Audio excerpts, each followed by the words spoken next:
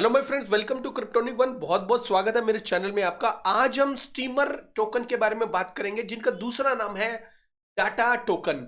तो ये किस तरह से काम करता है, क्या ये इसमें हमें एंट्री लेनी चाहिए आने वाले टाइम में, क्या ये बहुत अच्छा एक गेम चेंजर हो सकता है कि नहीं हो सकता, इसके बारे में हम बात करेंगे। तो दोस्तों, सबसे पहले मैं बता दूं कि स्टीमर जो डाटा टोकन है, इनका जो भी इकोसिस्टम है, उन्होंने एक पार्टनरशिप की हुई है स्वैश प्रोटोकॉल के साथ।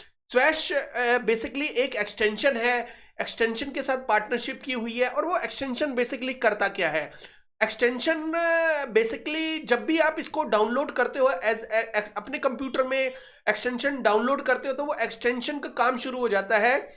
वो डाटा कलेक्ट करता है आपसे रिलेटेड। जैसे आप किसी वेबसाइट के ऊपर गए और वेबसाइट के ऊपर जाने के बाद आपने कुछ डाटा कलेक्ट किया, और वो डाटा जो ऑटोमेटिकली जो कलेक्ट हो गया वो स्वैश प्रोटोकॉल के ऊपर हो गया। अब जब डाटा इकट्ठा हो जाता है स्वैश के ऊपर, तो स्वैश क्या करेगा? उस जो डाटा को है, स्टीमर उस डाटा को कलेक्ट कर लेगा स्वैश से। जो स्वैश प्रोटोकॉल है वो सारा डाटा स्टीमर उससे कलेक्ट कर लेता है। तो सारा डाटा जब स्टीमर कलेक्ट कर लेता है, उसके बाद डाटा का क्या करता है? तो दोस्तों, डाटा को कलेक्ट करके आपकी परमिशन के हिसाब से वो डाटा अपनी मार्केट प्लेस है इनकी, तो मार्केट प्लेस में वो डाटा को सेल करता है। वहां पे बायर और सेलर दोनों के ऑप्शन है। उसके बदले में अगर कोई डाटा कलेक्ट करता है, सेल करता है या उसको बाय करता है, उसके लिए उसको डाटा टोकन देने पड़ेंगे। अगर आप सेलर हो तो बाय अगर हो जाता है वहां से मार्केट प्लेस से आपका डाटा, तो उसके बदले में आपको डाटा टोकन मिलेंगे।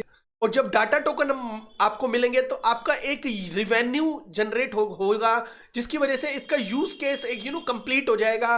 और कहीं ना कहीं आपका डाटा आपकी मर्जी से किसी और के हाथ में अगर जाएगा, तो कि एक बहुत बड़ा फायदा हो सकता है।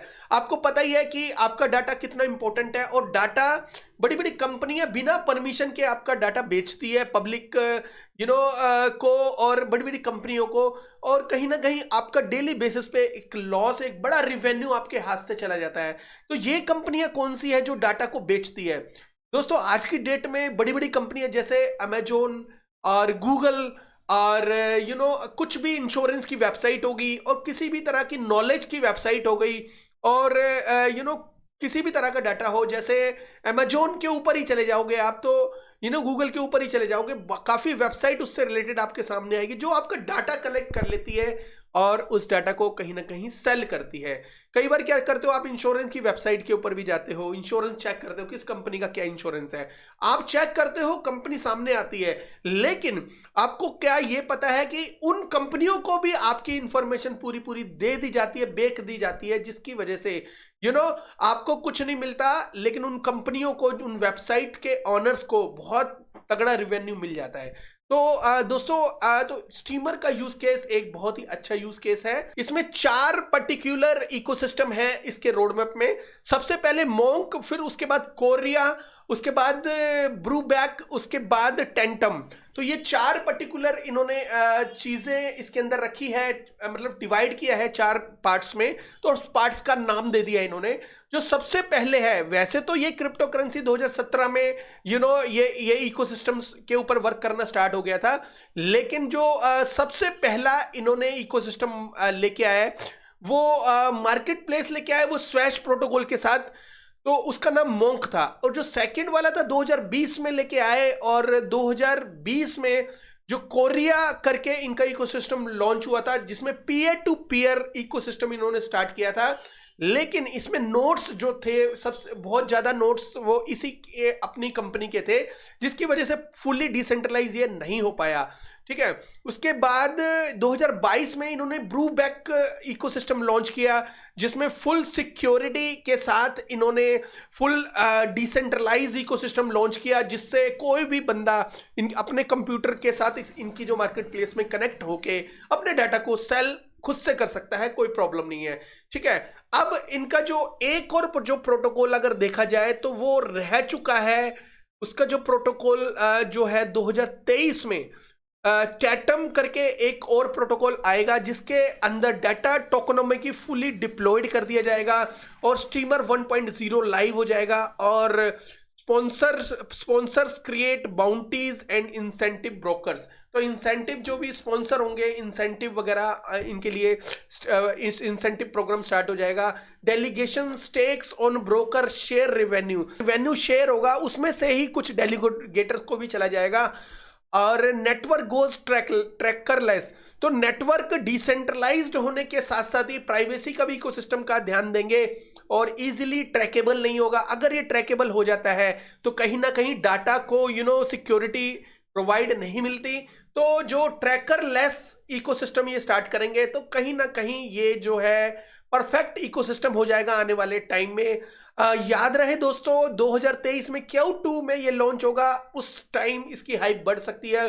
Q2 का मतलब है कि जनवरी, फरवरी, मार्च, अप्रैल, मई, जून, जुलाई, अगस्त। मई, जून, जुलाई, अगस्त के आसपास इनका जब भी इकोसिस्टम लॉन्च होगा तो ये इकोसिस्टम बहुत अच्छे प्राइस पे जा सकता है। बाकी अब मैं इनका जो प्राइस एक्शन देख लेता हूं दोस्तों प्राइस एक्शन में क्या है। स्टीमर का जो प्राइस है वो 0.034 है आज की डेट में, और 2 बिलियन के आसपास इसकी सप्लाई है दोस्तों। 1 बिलियन के आसपास ऑलरेडी इसकी जो टोकन की टोटल सप्लाई है और जो मैक्सिमम है 2 बिलियन, सर्कुलेशन है 767 मिलियन के आसपास है। इसका मतलब है धीरे धीरे मार्केट में इसकी जो सप्लाई आ रही है। इनका जो मार्केट प्लेस है हो सकता है आने वाले फ्यूचर में बहुत ज्यादा फेमस हो जाए, तो भी इनका इकोसिस्टम ग्रो कर सकता है। इसके अलावा देखा जाए तो ये काफी सारी एक्सचेंज, बाइनांस के ऊपर भी लिस्टेड है दोस्तों। मेरे हिसाब से इसका जो मार्केट कैप है 2 बिलियन इजीली जा सकता है। लेकिन अगर ये 2 बिलियन जाता है और आने वाले टाइम में इसका जो प्राइस है $1 हो भी जाता है तो ये कितने एक्स हो जाएगा। तो दोस्तों इसके लिए मैं आपको बता देता हूं, तो आने वाले टाइम में ये 33x मेरी कैलकुलेशन के हिसाब से फिट बैठता है दोस्तों। अकॉर्डिंग टू चार्ट 2021 में इसका जो डाटा शो हो रहा है, और ये जो है अगर $1 चला जाता है तो 33x यहां से देखने को मिल सकता है फ्यूचर में। वैसे मैं बता दूं कि इसका जो सर्कुलेशन, जो सप्लाई है 767 मिलियन के आसपास है। हो सकता है आफ्टर सम टाइम मार्केट में सप्लाई और आ जाए। कभी कभी कुछ प्रोजेक्ट है ये डिक्लेयर नहीं करते कि कब मार्केट में सर्कुलेशन आएगा, लेकिन जब आप रिक्वेस्ट करते हो उसके बाद आपको पता चल सकता है। तो दोस्तों स्टीमर का यूज केस तो बहुत अच्छा है और मेरे हिसाब से ये 33x जा सकता है। 2 बिलियन इसकी सप्लाई है। और हाँ, एक चीज और है मेन इंपॉर्टेंट, अगर फ्यूचर में ये बर्निंग वगैरह करते हैं और अच्छी खासी बर्निंग हो जाती है तो 1 से ये $2 भी जाने की संभावना रखता है। लेकिन उस केस में बर्निंग होना बहुत जरूरी है। देखा जाए तो सर्कुलेशन जो सप्लाई है वो काफी कम है, आने वाले टाइम में रिलीज होगी और सर्कुलेशन नीचे जाएगी, ऐसे इसका जो प्राइस है थोड़ा सा और नीचे जा सकता है। लेकिन फिर भी मैं ये उम्मीद करता हूं कि इस टाइप का जो प्रोटोकॉल है अगर फेमस होता है तो $1 आराम से इसका प्राइस जा सकता है फ्यूचर में। अगर $1 जाता है तो 33x उसके हिसाब से बनता है। ये भी हो सकता है इसमें कुछ चीजें मेरे से मिस हो गई हो, बिकॉज हम एक वीडियो बनाते हैं और 15 से 20 मिनट का ही इसके अंदर हम स्टफ डालते हैं। अगर आपको कुछ और इसके बारे में जानकारी लेनी हो तो इसकी जो वेबसाइट और इसकी जो एडमिन्स वगैरह को विजिट कर सकते हो और ट्विटर को ज्वाइन कर सकते हो। कहीं पे कुछ मिस हो गया तो आप वहां से भी इसकी जानकारी ले सकते हो। Thank you very much, have a good one, take care and bye bye.